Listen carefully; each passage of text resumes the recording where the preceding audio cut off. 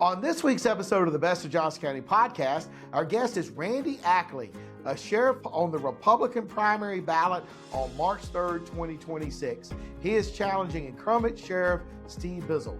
We talked to Randy about growing up in Michigan, why he came to Johnston County, his different jobs in law enforcement, including, I think, 19 years with the Sheriff's Department, and why he thinks he should be the next sheriff of Johnston County. So listen in. Welcome to another episode of Best of Johnston County, brought to you by Breeden Law Office. Our host, Jonathan Breeden, an experienced family lawyer with a deep connection to the community, is ready to take you on a journey through the area that he has called home for over 20 years. Whether it's a deep dive into the love locals have for the county or unraveling the complexities of family law, Best of Johnston County presents an authentic slice of this unique community. Hello, and welcome to another edition of the Best of Johnston County podcast. I'm your host, Jonathan Breeden. And on today's episode, we have a Republican candidate for sheriff, Randall Ackley. He is the challenger to current Sheriff Steve Bizzle, and the election is on March 3rd, 2026. There is no Democrat, so this will be the election for the sheriff of Johnston County from December of 2026 until December of 2030. If you are a registered Republican or a registered unaffiliate in Johnston County, you can vote in this race. Early voting starts February 12th. The election is March 3rd. You should know your candidates, which is why we're bringing you this candidate series. But before we get to that, we'd like to ask you to like, follow, and subscribe to this podcast wherever you see it, whether it be on Apple, Spotify, YouTube, TikTok, X, LinkedIn, Instagram, or any of the other social media channels of the Best Johnston County podcast. The Best Johnston County podcast comes out every single Monday and has now for a little over about 28 months. So you can go back and listen to some of our previous episodes. We're well over 100 episodes now. We've had the vast majority of the county commissioners. We've had County Economic Development Director Chris Johnson. We had the county manager, Rick Hester. We've had small business owners, like Just Dog People. If you love Johnston County as much as I do, this is the podcast for you. Welcome, Randy. Thank you. Yeah, so it's a long time to see you. I used to do criminal defense, and we used to work together when you were at the Sheriff's Department, and I stopped doing criminal defense about, 15 years ago and started doing just family law. So I don't see you as much as I used to, but we used to be at district court all the time. Yep. You know, I think you were doing some of the drugs and stuff back then. So tell the audience who you are, what you do. Currently right now, I'm running for sheriff. Prior to that, I worked at the sheriff's office. I was a major crimes detective there. Prior to that, I worked our patrol division, property crimes. So kind of got a litany of experience on how things work there. And just really as of March, made the decision to run for sheriff here in Johnston County just because of some of the things that I was seeing. Not that anybody was doing anything wrong or bad. It's just sometimes we just see things that we feel the need to act and make it better. All right. So where'd you grow up? I grew up in Michigan. So Muskegon, Michigan is primarily where a lot of my growth was. It's as a true Michigan person, take your hand. You're on the west coast of Michigan right there at Lake Michigan. So okay. I graduated from a small town named Hesperia High School. It's really close to Fremont, Michigan, which is the Gerber baby food capital of the world. So okay. Came down here early 2000s, got involved in law enforcement, and here we are today. All right. Well, cool. So what brought you to Johnston County? So in true Michigan fashion, I wanted to get away from the weather. I understand that. So, but what caused me to stay is the love for Johnston County. You know, you get here, you see it, and it's just the people. The people of Johnston County welcomed me with open arms, really drove home their moral, their values, and their family atmosphere. So that was definitely the main reason of being here and staying here. So when and where did you go to BLET school? I went through BLET at Johnston Community College. After I graduated in BLET, that was December of 2002. I went to work for a company police with West Tech Company Police, primarily. We worked at housing authorities here in Johnston County. I worked in Durham a little bit and Raleigh, and then really wanted to get into the local municipality. So I kind of went from there into Four Oaks Police Department and then kind of stepped my way into the sheriff's office. Okay. All right. And I think I first met you when you were at Four Oaks. I think that's right. I think I'm remembering that right. So when did you switch to work for the Johnston County Sheriff's Office? 2006. So the first stint that I did at the Sheriff's Office, so 2006 to 2008, I was at the Sheriff's Office. Made a decision to leave and go to Wilson's Mills. Wilson's Mills is where I currently live at. So they put me there at home, but primarily some of the driving forces within our campaign right now that we talk about is training. and career advancement. So not that I don't think that we don't have career advancement, but I just wanted to get more training, and that was offered to me at Wilson's Mills. Okay. So you worked at Wilson's Mills for how long? Like 6 months, and I went back to the sheriff's. Oh, okay, you went back to the sheriff's department. Okay. Yep. Golly, Wilson's Mills is a small department. I mean, back then it might have only had 3 members. Yeah, or 4. It wasn't very big, I don't think, back then. It's a little bigger now. Yeah, it's grown tremendously, just like Johnston County. So primarily what had happened at that is I was offered a job there and was given an opportunity to grow and go to training. And then I got there, like many times in smaller agencies, things happen, administration change, and all those promises kind of went out the window. Right. So I was able to luckily get back at the sheriff's office and work there again from 2008 until 2018. Okay. Worked my way all the way up, and again, it just pay scale. Right. So I left again in 2018, went to Clayton. Just again, as far as lack of better terms in law enforcement now, it's something that we're dealing with is another political issue. Is we got our officers and deputies that are chasing money. So right, yeah, they do, and I don't blame them. So I mean, they got families to feed like everybody else. Yeah. So that caused that decision. And again, the sheriff called me back and said, "Hey, look, we just got some really good pay raises. I'd love to have you come back." And sat down with my family, made the decision, and went back until, this past March. All right. So when did you go back to the sheriff's department for the 3rd time? 2018. Same. 2018. Oh, so you weren't in Clayton very long. No. So it's a very, like, my stints at other agencies are very short. Okay. I know it looks really bad on paper, and when you say it out loud, it sounds even worse. But really right. and truly there's always been a standard of what's going to be best for not only my family, but right. also looking after the things that I have to look after as a family man and as anybody would. So. Right. Okay. So you worked in several of the different divisions of the sheriff's department. Mm-hmm. I think you started out in patrol, as most people do. And did you ever get the Cleveland zone? Every once in a while we did what we call like positions or area swaps. So we would work this area, or I always loved going out towards like Dentonville and the Four Oaks area, just because kind of the roots back home. But right, I still love going out there, man. So we have, are they called zones? Patrol areas. The patrol areas. Okay, all right. I used to always call them zones, and we have 6, 8. We have 8. Okay, how long have we had 8? Let's see, 2008, probably 2008, 2009, somewhere around there. So this county's grown a lot since 2008 or 9, and we still only have 8. 260,000 people. And I just did a little bit of research from the North Carolina Office of Budget Management. It's around 175,000 people live in the unincorporated areas of this county.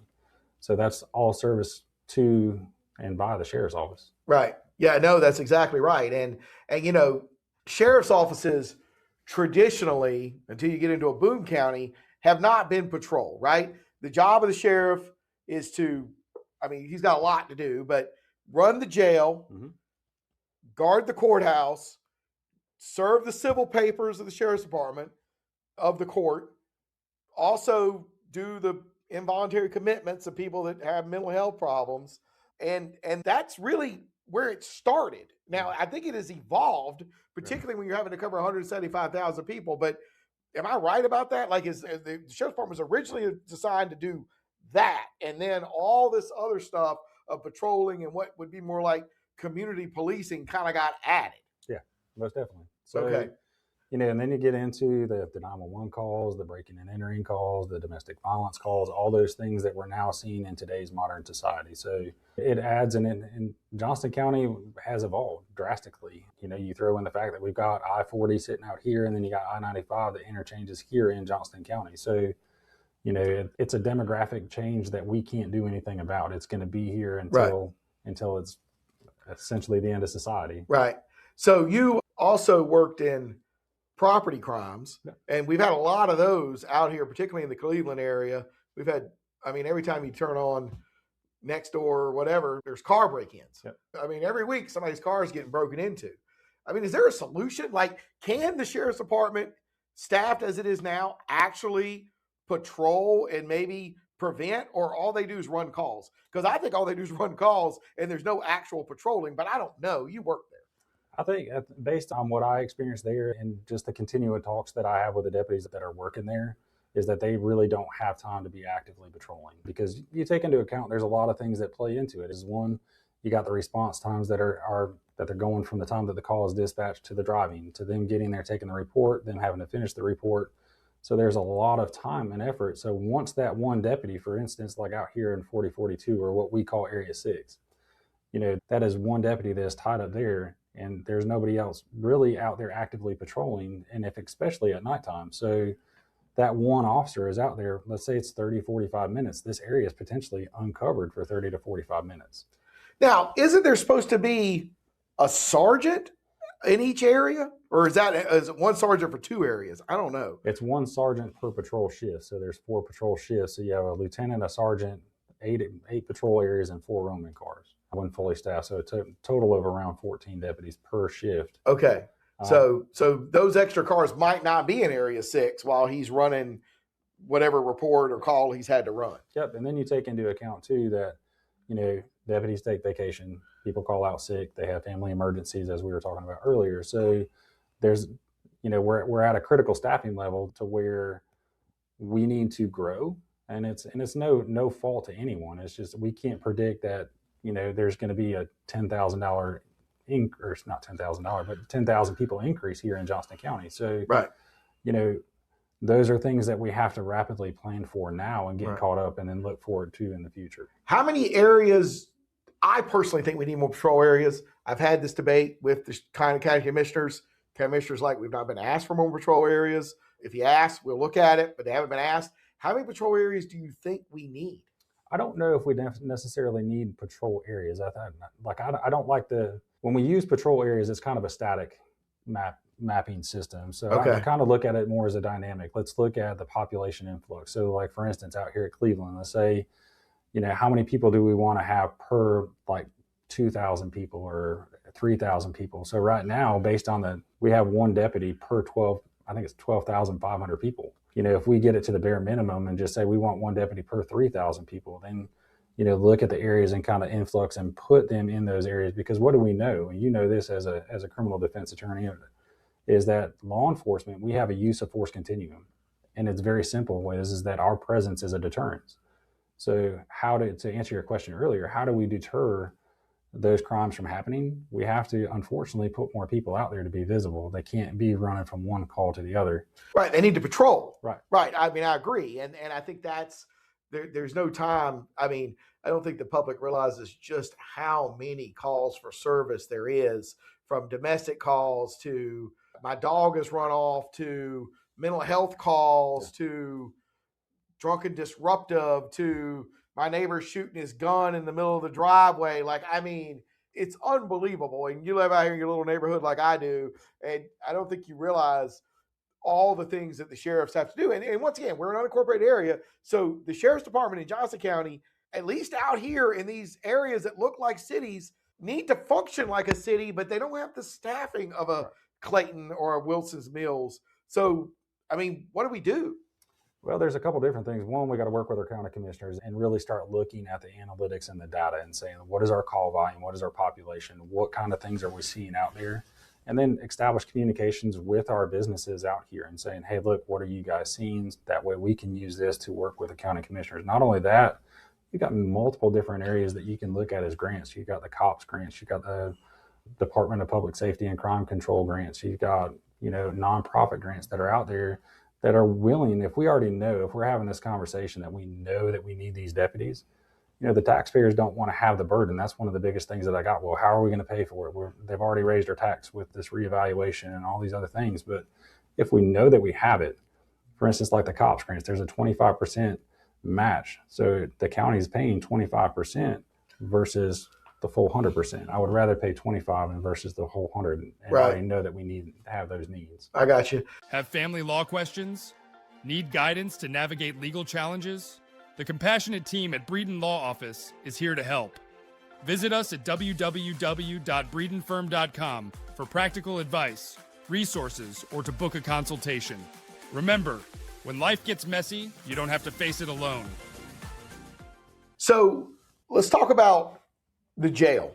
We have a brand new jail. We have a brand new 911 center. Staffing issues there. Yeah. What can we do about Well, we got a lot of staffing issues, but let's talk about jail staffing issues. That is a statewide problem. It's actually a national problem. Yeah. What would be your solution to try to solve the jail staffing issues? I think part of it is kind of a double-edged sword. Is, obviously you're working in a place where people go, and I mean, when you talk to jailers, they're just like, it's horrible. Like, nobody wants to go in there. They work, and then you got the mental health crisis that's going on in there as well. So you've got to make it, I don't want to say sell it better, but really you got to get them an opportunity to grow. And a lot of the jailers that I've talked to have said, like, hey, I'm willing to stay here and do this, but I want to become a deputy. So is there ways that we can incorporate a career ladder for them that kind of opens a pathway to get into law enforcement? So that's just one idea, but there's, we can sit here and throw money at them. I don't know if that's necessarily going to change the issue. I think we just got to look at it culturally and say, how do we cultivate? Right. The sheriff's department has openings, as does most law enforcement after George Floyd and all that mess. What would be your solution to try to fill those openings? Get out. You got to get out in the community. And it starts, obviously making a career path, career ladder, training ladder. Like right now, we don't have a set standard of like, hey, Jonathan, you're going to come here work at the sheriff's office. Within your first year, you're going to get X, Y, and Z training. By year 2, you're going to get this, this, and this. It gives people a motive to keep motivated at work, I guess you can say. Okay. And then, you got to expand. And once we start expanding, you're going to open up other opportunities for them to grow. Like, we don't have a fugitive task force. Okay. We don't have a domestic violence unit. So we're an interdiction unit. We've got 2 major interstates that are known drug trafficking and human trafficking avenues, but we don't have anything out there really actively pursuing it. So those are some of the things that we can make and advertise and make it more advantageous, and then throw in the training aspect as well. Now we have the SAFE team. Yeah. And they're pulling cars on interstate, and they're pulling kilos off of the interstate, and they do special patrol interdictions. And I mean, they've done a great job over the last few years. I mean, are they not doing what you're talking about? I wouldn't say that they're a dedicated interdiction unit. So, okay. Then what are they? I think I would say that, we have a speeding problem. We see that all the time as far as the chases that are going on. So I think they're more concentrated on out there getting traffic, and do they go out there and get drugs off the roads and everything else? But yeah, probably. I mean, but I'm talking about a dedicated unit that is out there every single day, that they've been sent off to specialized training that are specialized. We used to have that. We used to have a drug interdiction unit. Yeah. Crocker was on it. Yeah. Johnson was on it. They were awesome. Believe me, I had multiple people charged with trafficking kilos of cocaine. I used to call them Crocker and Johnson, like you saw like Magnum PI or whatever. That's what I called them, and they were really good. I mean, they were phenomenal. And we don't have that team anymore. No. Okay. What happened to that team? I really don't know. Okay. I mean, that was probably 20 years ago. Yeah. I mean, I haven't done criminal defense in a long time, but they were really good. Yeah, they were phenomenal. When I say that they were probably 2 on the best on the East Coast, I mean, they were very well known and very well regarded. 2 of the most humble individuals that I've ever had the chance to work for. I think what had happened with them is that they obviously in professional development, they grew outside of that role and moved up, and then eventually retired. So we just never filled that void. Okay, I got you. So you keep talking about training. Mm-hmm. What training are they not getting that you think you will be able to provide?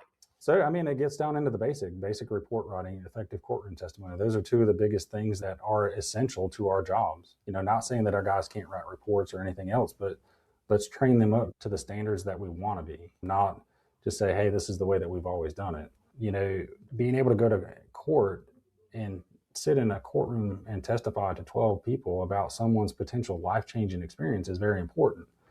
And I think that is something that we need to focus on. So those are just 2 examples. I mean, you get into officer survival, high-risk warrant service. There are multiple different things that our guys aren't getting out there that are just, I think it's important. So where does that training come from?